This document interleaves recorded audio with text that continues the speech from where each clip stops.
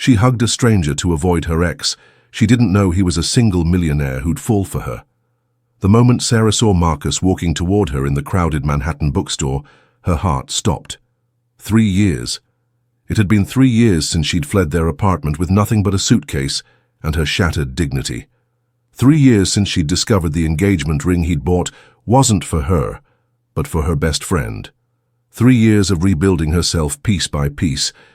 And now here he was, with that same confident stride that once made her weak and now made her sick.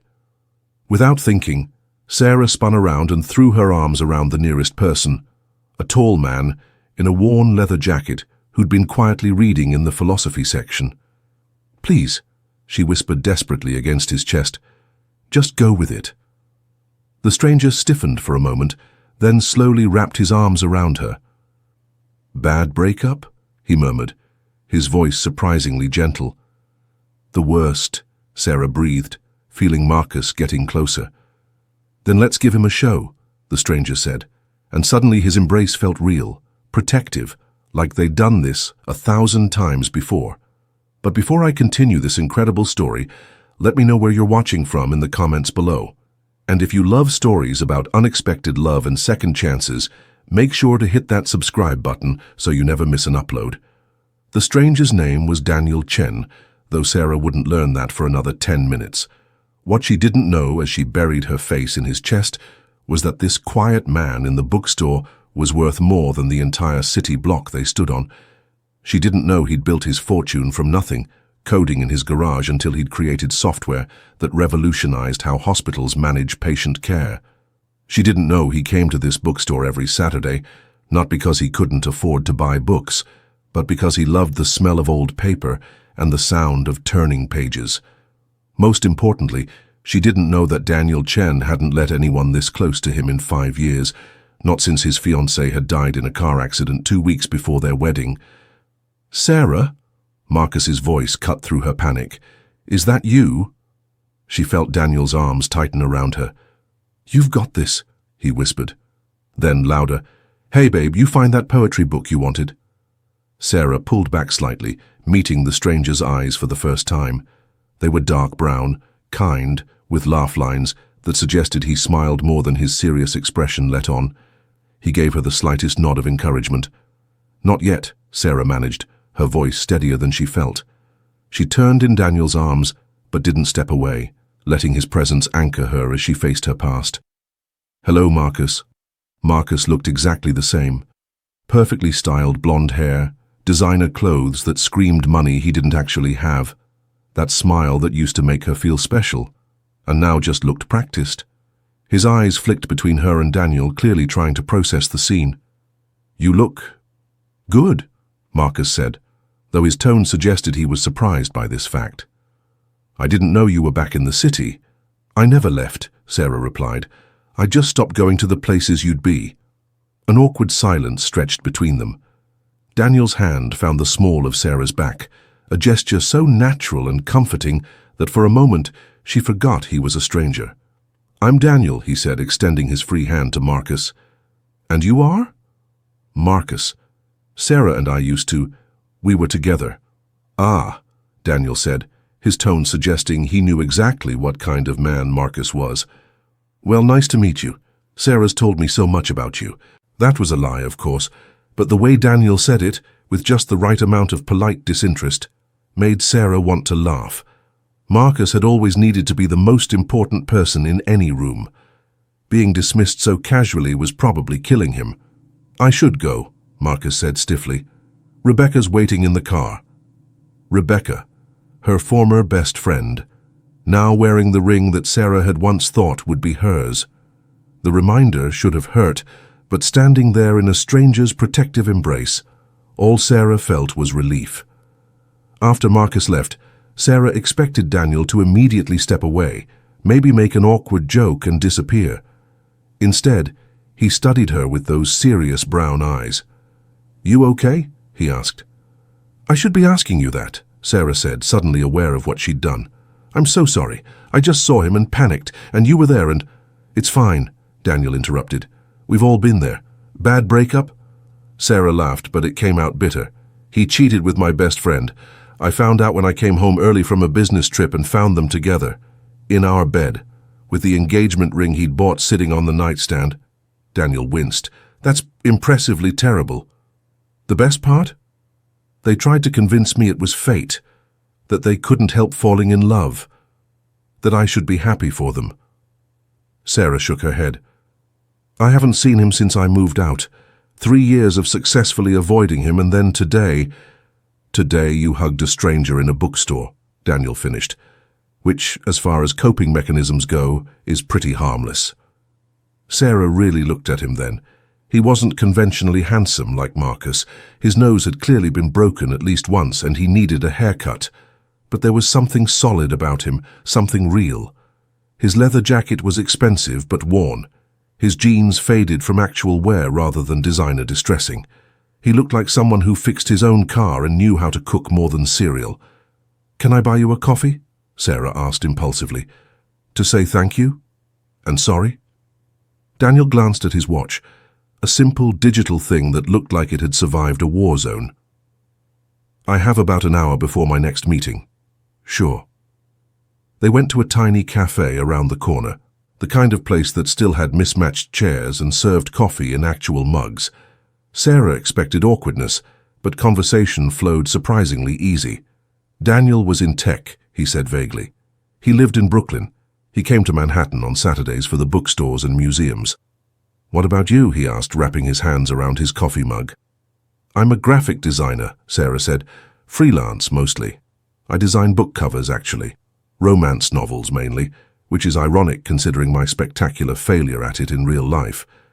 One bad relationship doesn't make you a failure, Daniel said quietly. It makes you human. Something in his tone made Sarah look at him more closely. There was a sadness there, buried deep but unmistakable. She recognized it because she saw it in her own mirror every morning. Speaking from experience? She asked gently. Daniel was quiet for a long moment. My fiancée died 5 years ago, he said finally. Car accident. 2 weeks before our wedding. Sarah's heart clenched. I'm so sorry. It's okay. I mean, it's not okay. It'll never be okay, but I'm okay, if that makes sense. It does, Sarah said. And it did. It was exactly how she felt about Marcus and Rebecca. Not okay with what happened, but okay despite it. They sat in comfortable silence for a moment, two wounded people recognizing each other across a small cafe table. This is probably weird to say, Daniel said eventually, but this is the best Saturday I've had in a long time, and all I did was get hugged by a stranger in a bookstore. Sarah laughed, a real laugh this time. Well, if you ever need to return the favor, you know, if you see your ex somewhere and need an emergency fake girlfriend, I'm your girl. I'll keep that in mind, Daniel said, smiling. It transformed his whole face, making him look younger, lighter. Though I should warn you, my ex situations are pretty limited. Hard to run into someone who's... Right. Sorry. No, it's actually nice. To talk about her without someone looking at me like I'm about to break. He paused. Is it weird that I want to see you again? Not as an emergency hug provider, but actually see you. Sarah's heart did a little skip. It's a little weird, she admitted, but good weird. I'd like that. They exchanged numbers, real ones this time, Daniel noted with a smile. He had to leave for his meeting, something about investors that he brushed off as boring. Sarah watched him go, this stranger who'd played her boyfriend for 5 minutes and somehow made her feel safer than Marcus ever had in 3 years. What followed was the most unusual courtship Sarah had ever experienced. Daniel, she discovered, was brilliant and funny and surprisingly tender. He texted her pictures of books he thought she'd like. He sent her terrible philosophy jokes that made her groan and smile at the same time. He showed up at her apartment with soup when she mentioned she had a cold. But he was also clearly holding back. He never invited her to his place, always insisting on picking her up or meeting somewhere. He was vague about his work, saying only that he worked with computers and changing the subject whenever she pressed. He paid for everything but did it so subtly she barely noticed. Cash at coffee shops, tickets already purchased for museums, restaurants where the check never seemed to come to the table. Are you in the mob? Sarah asked one night, 3 weeks into whatever they were doing. They were walking through Central Park after dinner, Daniel's hand warm in hers. He laughed, genuinely surprised. What? You're secretive about work. You always have cash. You know every restaurant owner in the city by name. I'm just saying, it's a little suspicious. I promise I'm not in the mob, Daniel said, still chuckling. I'm just private, about work stuff. Okay, but if I end up on the news as woman dies in mob crossfire, I'm haunting you. Deal, Daniel said, pulling her closer. Though I should mention, ghosts probably can't collect on that threat. It was easy with him, Sarah realized. Easy in a way it had never been with Marcus. She didn't have to perform or pretend or be anything other than herself. Daniel laughed at her weird jokes, listened to her ramble about color theory, held her when she cried during sad movies without making her feel weak.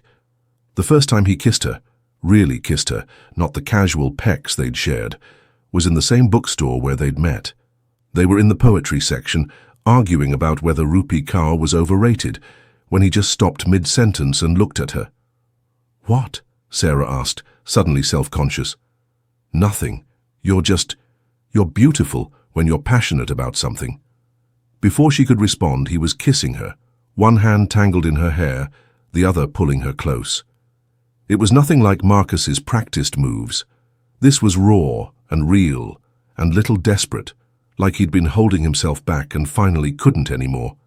When they broke apart, both breathing hard, Sarah saw something in his eyes that made her heart race. I'm falling for you, Daniel said quietly. I didn't mean to. I haven't felt this way since Anna died, and it terrifies me. I'm falling for you too, Sarah whispered. And it terrifies me too. They stood there, foreheads touching, two scared people choosing to be brave together. Everything changed the night Sarah finally convinced Daniel to let her see his place. He'd been reluctant, almost panicked, but she'd worn him down. I just don't want things to change, he'd said cryptically. Sarah had laughed. Unless you live in a serial killer basement, I think we'll be fine. The address he gave her was in Brooklyn, in a neighborhood she knew was up and coming but not particularly fancy. She took the subway, climbing the steps to find herself in front of a converted warehouse. Daniel was waiting outside, hands shoved in his pockets, looking more nervous than she'd ever seen him. Okay, before we go in, he started. Daniel, relax. I don't care if your apartment is messy or small or whatever you're worried about, he laughed, but it sounded strained. That's not exactly the issue. The elevator was old-fashioned, with a metal gate instead of doors. Daniel pulled it open and pressed the button for the top floor. Sarah raised an eyebrow but didn't comment. When the elevator opened directly into his apartment, Sarah's brain short-circuited. The space was massive, the entire top floor of the warehouse, with floor-to-ceiling windows overlooking the Manhattan skyline. The decor was minimal but clearly expensive, all clean lines and perfect lighting. A kitchen that belonged in a magazine. A living room with a couch that probably cost more than her annual rent. Daniel, she said slowly, what do you actually do? He rubbed the back of his neck. A gesture she'd learned meant he was uncomfortable. I told you. Tech stuff. This is not tech stuff money. This is, I invented Google money. I didn't invent Google, he said. I just created some software that hospitals use. It kind of took off. Sarah walked to the windows, trying to process. The view was spectacular, the kind of thing people paid millions for. How much is kind of took off? My company sold for $800 million last year, Daniel said quietly. I kept a 30% stake and a position on the board. Sarah's legs felt weak. She sank onto the probably obscenely expensive couch. You're telling me you're worth... Money doesn't matter to me, Daniel said quickly, sitting beside her but not touching. I mean, obviously it matters in the sense that I can pay my bills and help people, but it doesn't define me. It doesn't make me happy. It's just numbers in an account. Why didn't you tell me? Sarah asked, hurt creeping into her voice. Did you think I was after your money? That I was some kind of gold digger? No, Daniel said firmly. God, no, it's the opposite.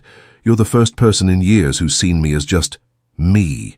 Not Daniel Chen, the tech millionaire, not the tragic widower with more money than sense. Just Daniel, who reads philosophy and makes bad jokes and apparently hugs strangers in bookstores. Sarah looked at him, really looked at him. He was still the same man who brought her soup when she was sick, who texted her pictures of dogs he saw on the street because he knew they made her smile, who held her like she was precious, but kissed her like he was drowning. "I get it," she said finally. "I do. But Daniel, did you really think I'd care?" "My money killed my last relationship," he said quietly. "Not Anna. She knew me before any of this. But after she died, I tried dating a few times. It always went the same way. They'd find out about the money and everything changed. Suddenly they were different people, planning vacations I hadn't offered, hinting about jewelry I hadn't bought.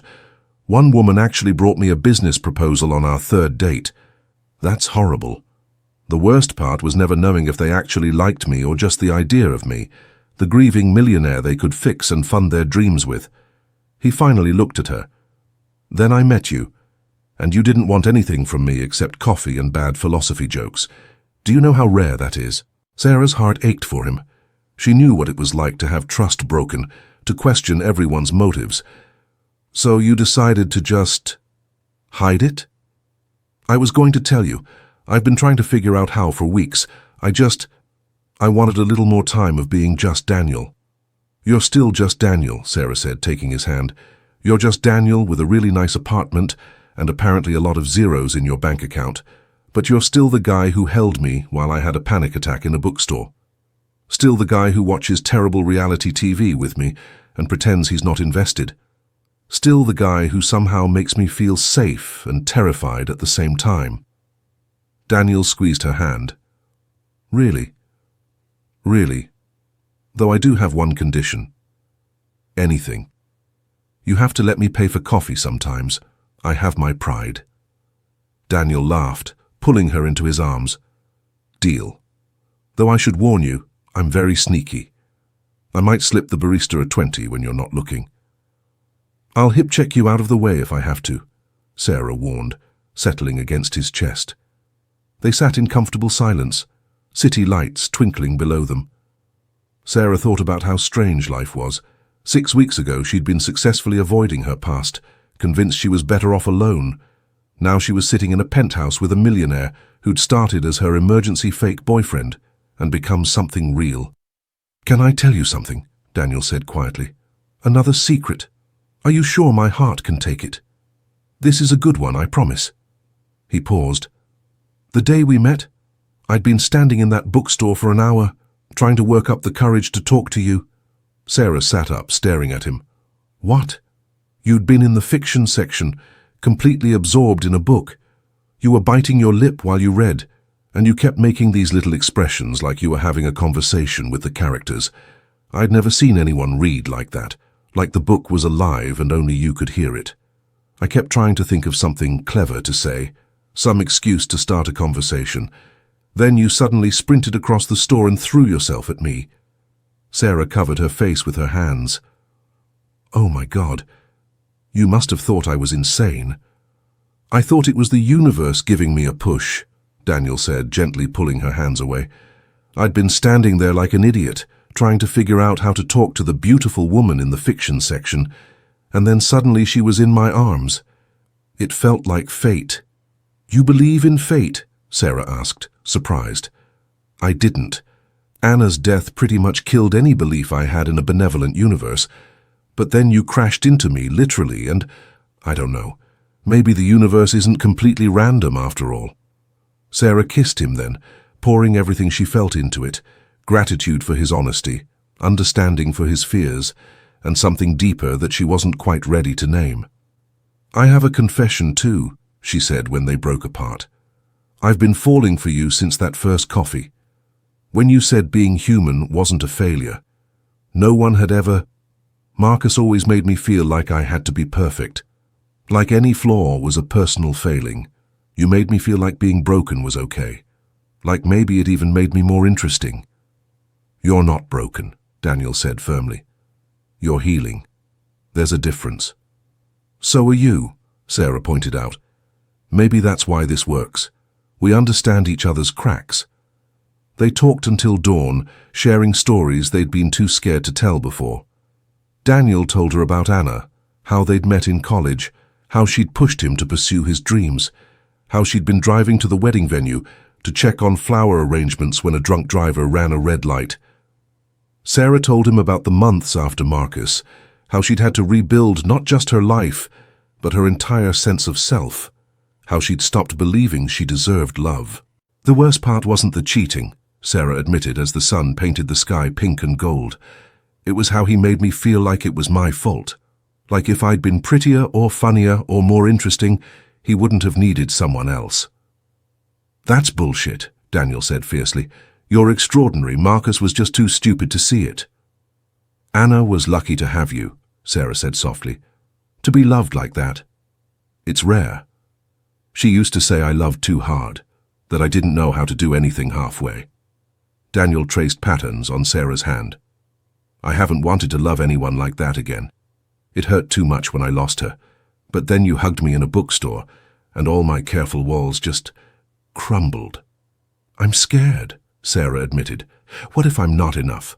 What if you realize I'm just a freelance designer who can barely afford her studio apartment and has trust issues the size of Manhattan? Then you'll be a freelance designer who can barely afford her studio apartment and has trust issues the size of Manhattan, who I'm desperately in love with, Daniel said simply. Sarah's breath caught. You love me? I love you, he confirmed. I love your passion for color theory and your terrible taste in reality TV. I love how you read books like they're alive, and how you always order dessert even when you're full. I love your strength and your vulnerability and the way you make me want to be better than I am. I love you, Sarah Mitchell, and your past and your trust issues and your studio apartment don't change that. Sarah was crying, she realized. Happy tears for the first time in years. I love you too. I love your bad philosophy jokes and your sneaky generosity. I love how you remember every little thing I tell you and how you hold me like I'm precious. I love your grief and your hope and the way you've chosen to keep going even when it hurt. I love you, Daniel Chen, and your money and your penthouse and your tragic past. Don't change that. They were both crying now.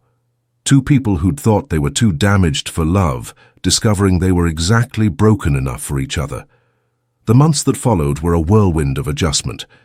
Sarah had to get used to Daniel's wealth, which was harder than she'd expected. He wanted to pay off her student loans, buy her a car, move her into a better apartment. She resisted. They fought. They compromised. He paid off half her loans as an early birthday present. She let him buy her a laptop for work, but insisted on paying for her own apartment. I need to know I can take care of myself, she explained during one particularly heated discussion. I lost myself in Marcus. I can't do that again, not even for you. Daniel had pulled her close, understanding in his eyes. I'm not trying to take care of you, he said. I'm trying to take care of us. There's a difference. They found their balance eventually. Sarah moved into the penthouse but kept her studio as an office. Daniel learned to let her contribute in ways that mattered to her, cooking dinner, planning dates that didn't cost thousands of dollars, creating a home that was theirs rather than just his. The real test came when they inevitably ran into Marcus and Rebecca again. It was at a gallery opening. One of Sarah's clients was showcasing cover art, and she'd designed the promotional materials. She was standing with Daniel, champagne in hand, feeling proud and professional and whole, when she heard the laugh that had once made her feel special. Marcus and Rebecca were across the room, her former best friend wearing a dress that cost more than Sarah's old monthly rent, him in a suit that screamed trying too hard. Want to leave? Daniel asked quietly, following her gaze. Sarah considered it. 6 months ago, she would have run. But she was different now. Stronger. Loved. No, she said. This is my event. They don't get to chase me away anymore. They approached eventually, of course. Marcus's eyes widened when he recognized Daniel, clearly trying to place him. Sarah! Rebecca gushed, fake friendly in the way that meant she was uncomfortable. You look amazing. And Daniel, right? From the bookstore? Right, Daniel said pleasantly. Good memory. I didn't realize you two were still... Marcus gestured vaguely between them. Together? Sarah supplied. Yes, we are. That's great, Rebecca said, though her tone suggested otherwise. Marcus and I just got back from Cabo, our honeymoon. Finally tied the knot last month. 3 years ago, that would have destroyed Sarah. Now she just felt a vague pity. Congratulations, she said, meaning it. They deserved each other. So what do you do, Daniel? Marcus asked, clearly trying to size up the competition. Tech, Daniel said simply. Oh, like IT support? Marcus's smile was condescending. That's honest work. Sarah always did go for the simpler guys. Sarah felt Daniel tense beside her, but before she could say anything, a woman approached their group. Mr. Chen, she said. I'm sorry to interrupt, but the Times photographer wants to get a shot of you with the artist. Something about tech philanthropists supporting the arts? Marcus's face went through several expressions very quickly. Chen, as in Chen Technologies? That's the one, Daniel said mildly, if you'll excuse us. As they walked away, Sarah heard Rebecca hiss, You said he was nobody. Chen Technologies sold for almost $1 billion. He was wearing a ratty leather jacket, Marcus protested. Sarah couldn't help it. She laughed, leaning into Daniel as they posed for photos. Did you see his face? I thought he was going to choke on his champagne, Daniel agreed. Though I feel bad for Rebecca. She traded up for what she thought was money and got Marcus. I don't feel bad for her, Sarah said. She made her choice. We all did. No regrets? Daniel asked, wrapping an arm around her waist. None, Sarah said firmly. If Marcus hadn't cheated, I never would have moved to that neighborhood, never would have found that bookstore, never would have hugged a stranger who turned out to be everything I didn't know I was looking for. When you put it like that, I should probably send him a thank you card, Daniel mused. Don't you dare, Sarah laughed. The photographer captured them in that moment. Sarah laughing, Daniel looking at her like she hung the moon, both of them glowing with the kind of happiness that comes from choosing each other over and over again. The photo ended up in the Times style section with a caption about tech millionaire Daniel Chen and designer Sarah Mitchell, the city's most unexpected love story. Sarah had it framed, not because of the prestige, but because it captured the moment she realized she was truly, completely happy. Daniel proposed a year later, in the bookstore where they'd met. He'd arranged for it to be closed just for them and had filled it with white roses and fairy lights. This is where you crashed into my life, he said, dropping to one knee in the exact spot where she'd hugged him. Where you turned my carefully controlled existence upside down and made me believe in possibility again. Sarah Mitchell, will you marry me? Will you be my emergency hug person for the rest of our lives? Sarah said yes through tears, laughing at the reference to their beginning. The ring was perfect, not huge or flashy like the one Marcus had bought for Rebecca, but unique and thoughtful, with a stone the exact color of the dress she'd worn on their first real date. I love you, she said, kissing him among the books and flowers. Thank you for catching me when I fell. Thank you for falling, he replied. I'd been standing still for so long. You made me want to move again.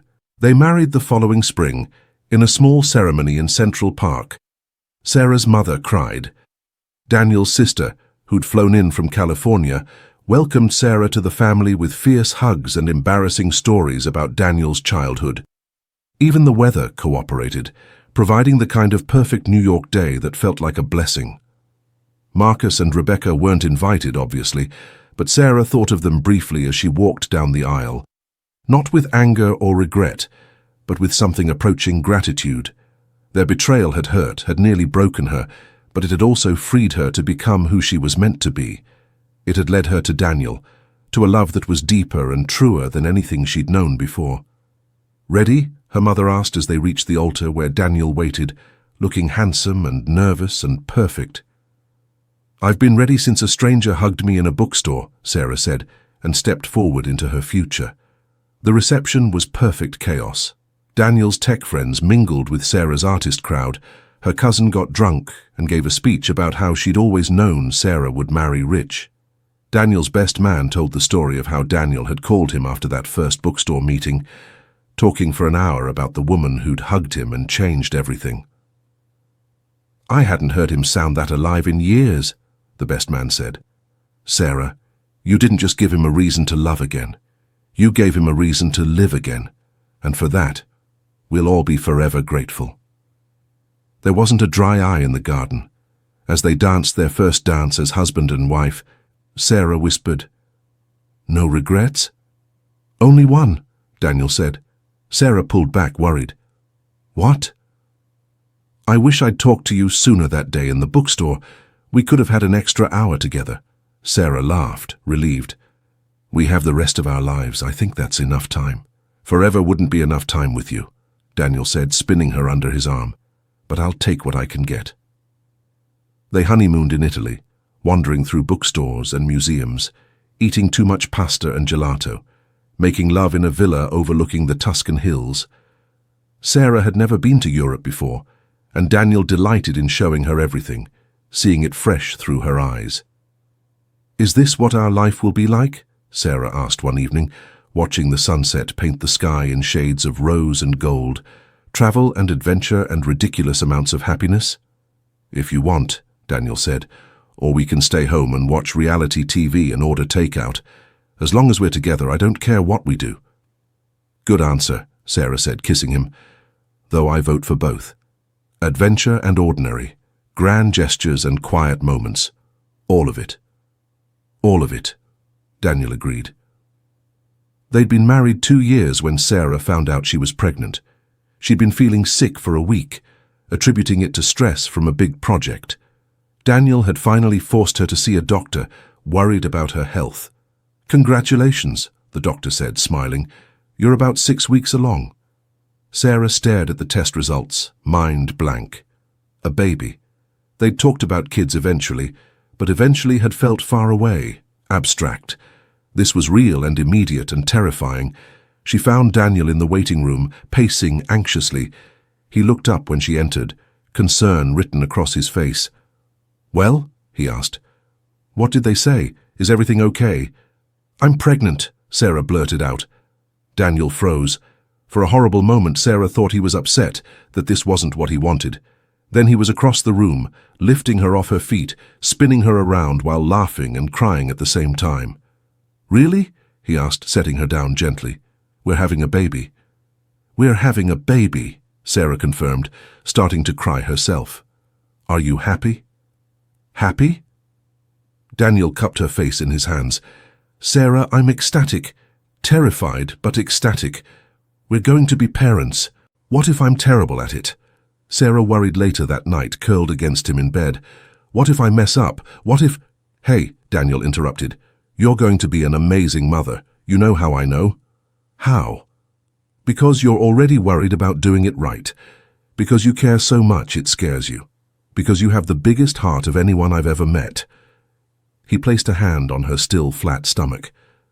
"This baby is so lucky to have you." "To have us," Sarah corrected. "Though you're going to have to stop buying everything in the baby store. We don't have room for 6 strollers."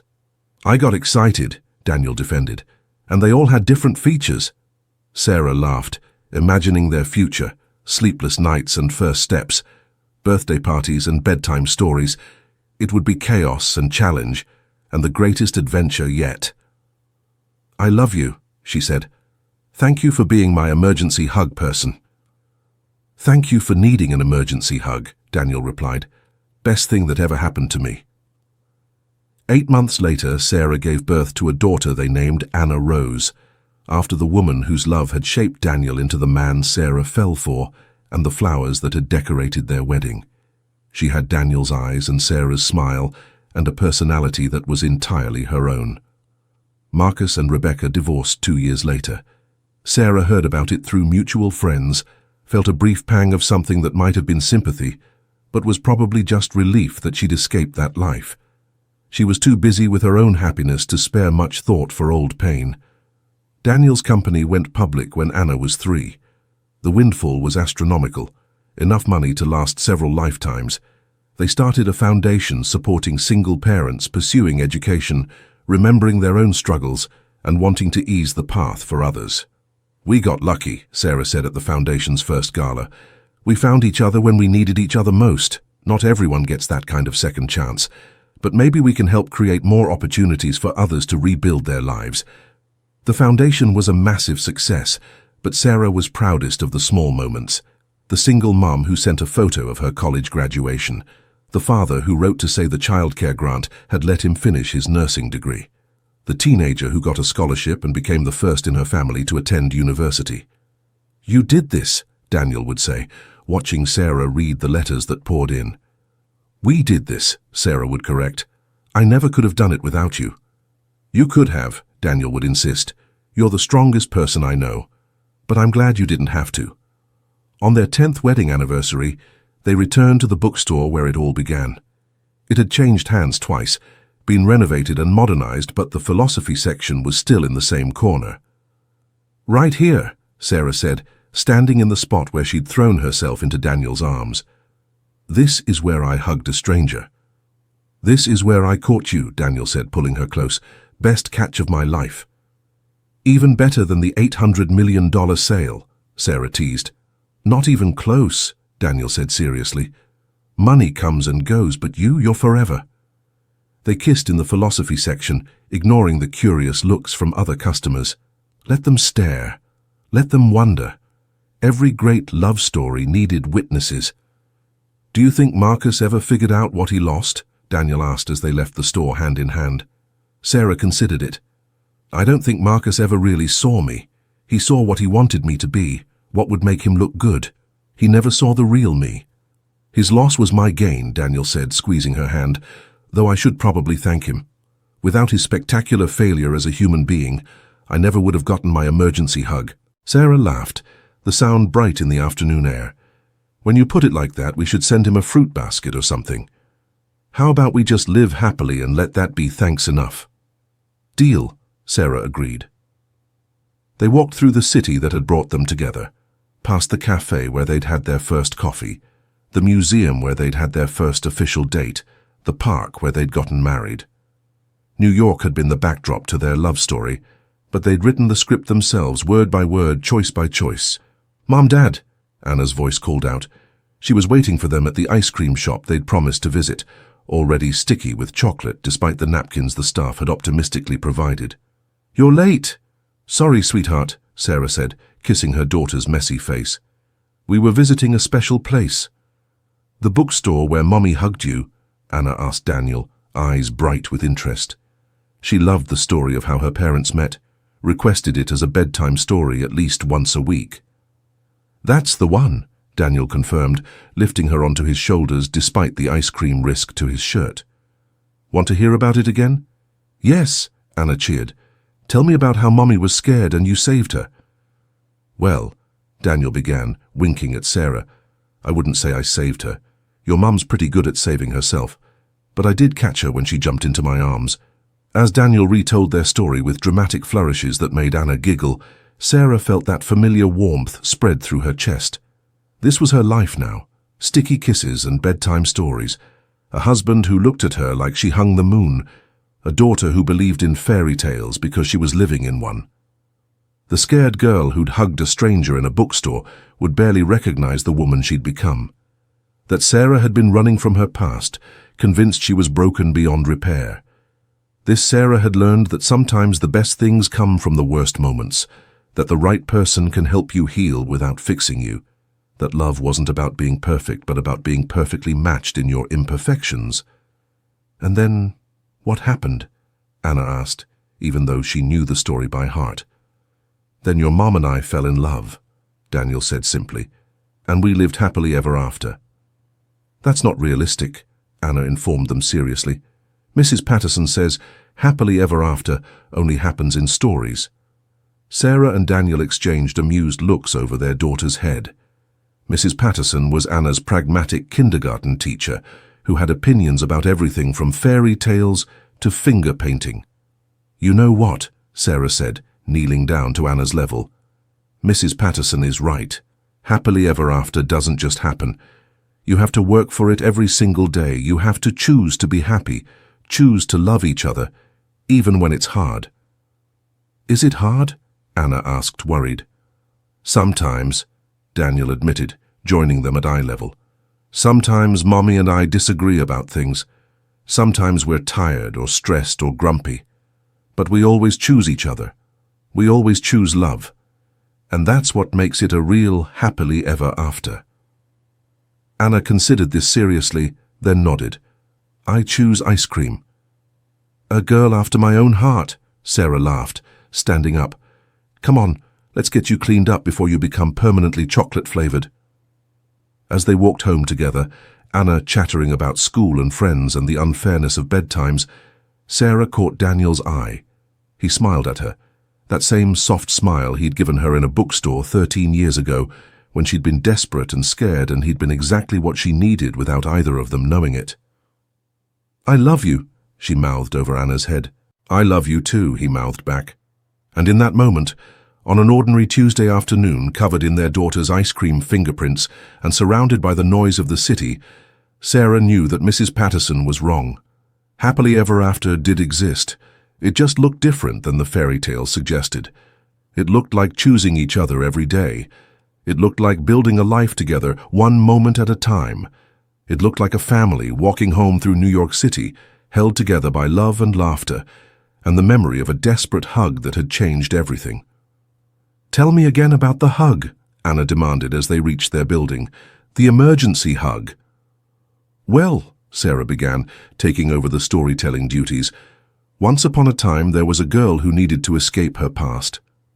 And as they climbed the stairs to their home, Sarah told their story again, each word a reminder of how far they'd come, how much they'd survived, how beautiful life could be when you were brave enough to fall into the arms of a stranger who turned out to be your destiny. The doorman smiled as they passed, used to the Chen family's storytelling sessions. The neighbors nodded hello, familiar with the sound of Anna's laughter echoing through the halls. This was their life now, ordinary and extraordinary, all at once, built on a foundation of trust and love and the courage to begin again. As Sarah tucked Anna into bed that night, their daughter asked, Mommy, will I have an emergency hug person someday? Sarah smoothed her daughter's hair, so like Daniel's. I hope so, sweetheart. But more importantly, I hope you'll be brave enough to be someone else's emergency hug person when they need it.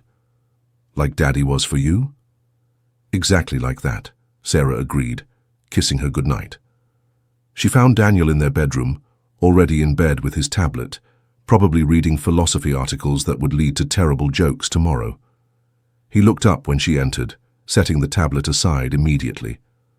Good day? He asked, opening his arms for her. Sarah crawled into bed and into his embrace, fitting against him perfectly after all these years. The best, she said. Anna asked if she'll have an emergency hug person someday. What did you tell her? That I hoped she'd be brave enough to be one for someone else. Daniel pressed a kiss to her hair.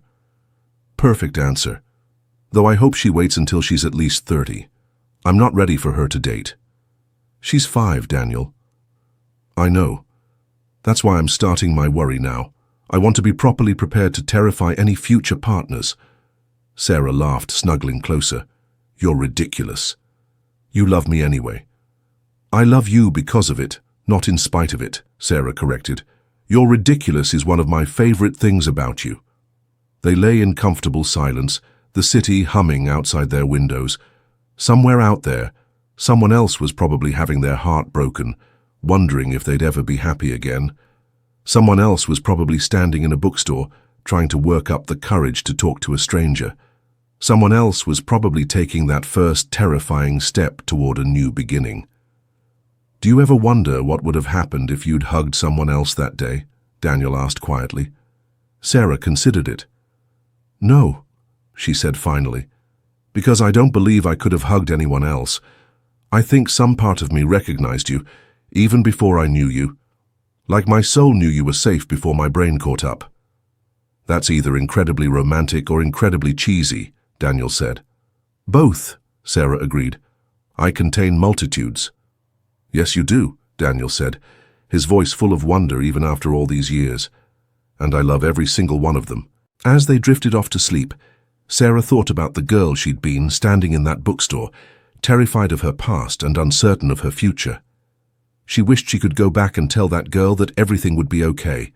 More than okay. Everything would be wonderful. She'd find love that was real and lasting. She'd build a family that was perfectly imperfect. She'd discover that sometimes the worst moments of your life are just preparing you for the best ones. But maybe not knowing was part of the magic. Maybe you had to take that leap of faith, throw yourself into a stranger's arms, trust that the universe might catch you. Maybe you had to be willing to fall before you could learn to fly. And they did fly, Sarah and Daniel, and eventually Anna and the two siblings who followed. They flew on wings made of trust and hope and the absolute certainty that they'd chosen right, even when that choice had started as a desperate hug in a philosophy section. It wasn't always easy. There were hard days and harder nights, arguments and apologies, the inevitable challenges of two lives intertwined. But there was also laughter that made their stomachs hurt, quiet moments that felt sacred, the deep satisfaction of building something lasting together. "I love you," Sarah whispered into the darkness, a daily benediction, a promise, renewed. "I love you too," Daniel whispered back, pulling her closer, holding her the way he had from the very beginning. Like she was precious, like she was home, like she was everything. And she was. They both were. Two people who'd found each other in the most unlikely way, who'd built a love story from a moment of panic and a stranger's kindness. Two people who'd learned that sometimes the best things in life come from the moments when we're brave enough to reach out, to trust, to hold on to each other even when we're scared, especially when we're scared. Outside their window, New York City sparkled with a million lights, a million stories, a million possibilities. But inside their home, there was only this, a family built on love, a future bright with promise, and the quiet certainty that no matter what tomorrow brought, they'd face it together. All because once upon a time, a girl hugged a stranger to avoid her ex, not knowing he was a millionaire who'd fall for her completely, not knowing she was about to fall for him too, not knowing that sometimes the best love stories begin with the most unexpected embraces. And if that's not a happily ever after worth believing in, then what is? If this story touched your heart, I'd love to know. Where are you watching from? Have you ever had a moment where a stranger's kindness changed everything? Share your thoughts in the comments below. And if you believe in the power of unexpected love and second chances, don't forget to subscribe for more incredible true stories that prove love really can conquer all. Thank you for joining me today, and remember, sometimes the most beautiful chapters of our lives begin when we're brave enough to reach out to someone new, even when we're scared. Especially when we're scared.